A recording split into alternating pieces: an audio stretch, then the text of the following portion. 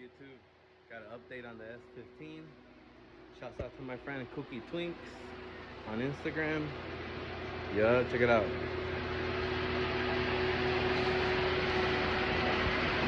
Spec R, OEM, spoiler. It was really easy to mount too. As a matter of fact, I'm gonna show you guys real quick how I did it, how easy it was. A lot of people like to do a lot of dumb stuff. Here it is. How to mount the Spec R wing on the S15. Just gotta drill the holes right in the middle. Right here. And on the bottom. Same thing over here. This one right here is for the brake light.